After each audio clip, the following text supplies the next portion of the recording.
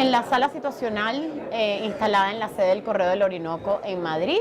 Estamos en este momento con el embajador jubilado Fernando Gervasi y pues vamos a conversar un poco con él en torno a cómo puede cambiar Venezuela con una nueva Asamblea Nacional, todo debido a las elecciones que se llevan a cabo el día de hoy en Venezuela, las elecciones parlamentarias. Bienvenido, embajador. Muchísimas gracias. Pues, como le comentaba antes, yo quisiera que para el venezolano que no dedica su vida a la política, explicarle un poco una Asamblea Nacional, qué decisiones toma y cómo puede cambiar su día a día simplemente con una nueva Asamblea Nacional o con una Asamblea Nacional, digamos, tal vez un poco más equilibrada. Mira, yo la primera cosa que quiero recordar es que en Venezuela el régimen es un régimen presidencialista. Por lo tanto, es muy importante la Asamblea Nacional, pero también hay que tener en cuenta que el presidente tiene unos poderes que le viene dado por la propia Constitución, al igual que la propia Asamblea Nacional. Entonces ahí tenemos tres casos que van en función del número de diputados que tú puedas tener en la Asamblea Nacional. Correcto. Ya sea gobierno, ya sea oposición, porque en el fondo estamos hablando de un cierto bipartidismo en nuestro país. Sí. Si la oposición tiene 86, 84, 88, 90 diputados, es una mayoría simple. Correcto, estamos hablando de que se eligen 167, ¿no? 167 diputados, correcto, incluyendo entre ellos 3 diputados indígenas. Ok. Entonces, con esa mayoría simple, la Asamblea Nacional puede adoptar leyes orgánicas, la Asamblea Nacional puede revisar nombramientos Sí. que el Ejecutivo le presenta. Luego hay una mayoría de 3/5 partes, que vendrían siendo unos 110 diputados. Esto es mucho más importante porque esto, entre otras cosas, permite aprobar o desaprobar las leyes habilitantes. Esta también, entiendo, puede llamar a que los ministros o el vicepresidente vayan a rendir cuentas a la Asamblea Nacional. Sí. Incluso puede levantar informes contra ellos y puede hasta llegar a destituirlos.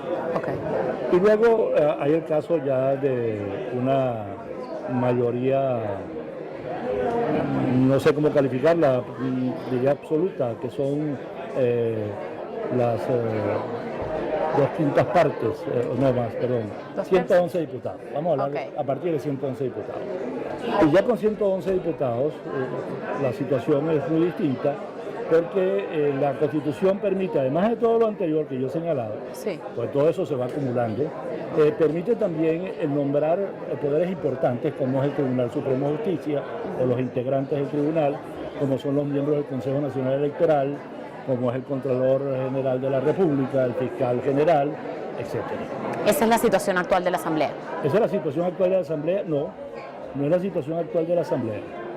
La Asamblea hoy en día son 65 para la oposición, 67 para la oposición y 98 para el oficialismo. Por lo tanto, no es la situación actual de la Asamblea. Sí. Lo que pasa es que el oficialismo ha jugado con los reglamentos, ha hecho lo que le da la gana. El presidente de la Asamblea actúa como si eso fuera una pequeña hacienda que él tiene y eso tiene que cambiar de alguna forma u otra. Por cierto, con la mayoría simple, ya esa mayoría nombra un nuevo presidente de la Asamblea Nacional. ¿Que hablamos de que eran 87 votos? 84 dijo. en adelante, diputados. Uh-huh. Entonces ya pasa a nombrar a un presidente que va a ser distinto al actual. Y además de eso, nombra las distintas comisiones, sus integrantes, los presidentes y vicepresidentes. Entonces la mayoría simple sí tiene una importancia. Tiene una importancia, pero de aquí a la toma de posesión de la nueva asamblea que va a ser en enero, el presidente tiene un margen de tiempo para hacer muchas cosas y ojalá que no las haga, porque todo eso va a significar un choque más o menos intenso de poderes entre el poder ejecutivo y el poder legislativo. Hay otro papel fundamental de la Asamblea Nacional, que eso sí viene dado ya con una mayoría simple, que es el papel de contralor. La Asamblea Nacional controla. No olvidemos nunca que la Asamblea Nacional es la representación más directa del pueblo, porque es quien la elige. Hablando ahora en términos internacionales, malo o bueno, cada vez Venezuela está, digamos, un poco más en el foco del panorama internacional. Hay observadores en este momento que están en Venezuela, de lo cual también se habla que pues no están ejerciendo una función como se quisiera porque no llegan a ver el voto directamente. Realmente, para la comunidad internacional, ¿cómo está visto Venezuela en este momento? Porque estamos claros que con Chávez tal vez la visión era totalmente diferente. ¿Cómo es Venezuela en este momento en el panorama internacional? ¿Y cuál realmente podría ser el rol de los organismos internacionales frente independientemente de los resultados que se den? No, fíjate, tú has dicho una cosa muy interesante, Maduro no es Chávez.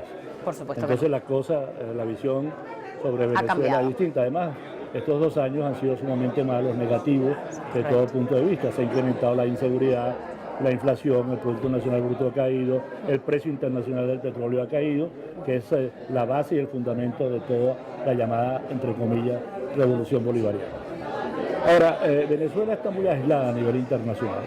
Está muy aislada porque fundamentalmente por la violación constante y permanente de los derechos humanos a los ciudadanos venezolanos, así como la persecución política y el encarcelamiento de líderes importantes, como es el caso del alcalde metropolitano Antonio Ledesma, de Leopoldo López, etcétera, etcétera.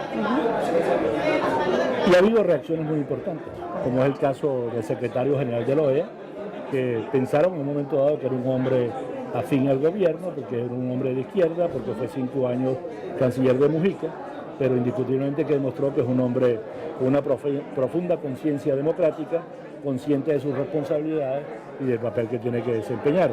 Luego ha habido jefes de Estado como Cameron, como Rajoy y otros que han mandado su posición por escrito sobre cómo ven la situación de Venezuela y cómo se deberían de respetar los resultados electorales. Actualmente hay 2 presencias internacionales en Venezuela. Uno que el CNE llama los acompañantes. Sí. Bueno, los acompañantes no tienen ningún papel, usted me disculpa, pero ningún papel. Correcto. Yo puedo acompañar a una persona por la calle y no por eso estoy de acuerdo con sus ideas ni la estoy sosteniendo, o no. Entonces yo no le veo mayor importancia a esto. Por otro lado, la oposición realizó unas invitaciones fundamentales, que son el caso de 98 diputados hispanoamericanos, y luego hay 6 expresidentes latinoamericanos presentes. Y algo ha cambiado, porque por primera vez el presidente Maduro los recibe. Sí. Quiroga y Pastrana, el expresidente de Bolivia y el expresidente de Colombia, han estado varias veces en Venezuela. Correcto. El gobierno nunca los ha recibido, inclusive los ha insultado y no les ha permitido ver a Leopoldo López. Sin embargo, ayer los recibió y ellos lograron que tanto Ceballos como Ledesma como López puedan ejercer su derecho al voto aún estando en prisión. Que ha sido un tema un poco álgido el día de hoy, porque sí, hasta la hora no han votado, hasta lo último que pude leer. Se espera que lo hagan. Yo lo que quiero comentar con esto, que esa presencia internacional a mí me da confianza, porque si ellos ven y notan irregularidades, las dirán en Venezuela o las dirán fuera de Venezuela, pero las dirán. Entonces, por lo tanto, me preocupa muy poco el acompañamiento oficial y oficialista que el régimen se está haciendo a sí mismo a través de terceras personas. Excelente.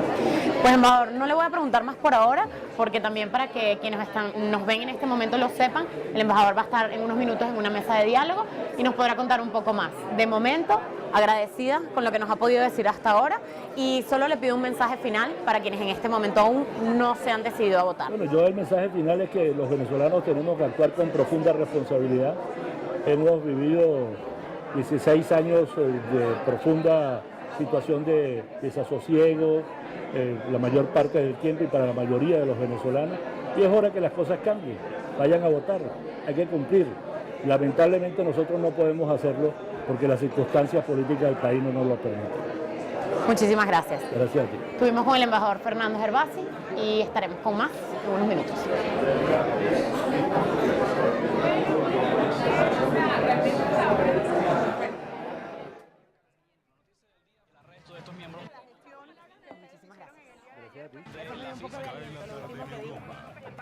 Ya España como centro de distribución de droga y la noche en Asia.